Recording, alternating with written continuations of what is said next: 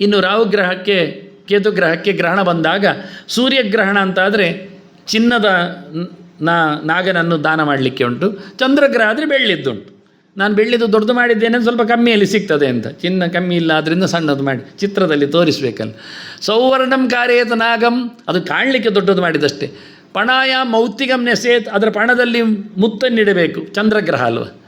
ತಾಮ್ರಪಾತ್ರೆ ನಿಧಾಯಾತ್, ಅದನ್ನು ತಾಮ್ರದ ಪಾತ್ರೆಯಲ್ಲಿ ಇಟ್ಟುಕೊಡಬೇಕು. ಘೃತಪೂರ್ಣೆ, ಅದರಲ್ಲಿ ತುಪ್ಪ ಹಾಕಿರಬೇಕು.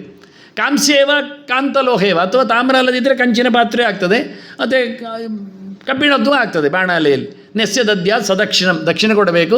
ಸತಿಲಂ ಚ ಸವಸ್ತ್ರಂಚ, ಬಟ್ಟೆ ಕೊಡಬೇಕು, ಎಳ್ಳು ಕೊಡಬೇಕು. ಇದಿಷ್ಟು ಚಂದ್ರಗ್ರಹೇತು ರೂಪ್ಯಸ್ಯ ಬಿಂಬಂ ದದ್ಯ ಸದಕ್ಷಿಣ.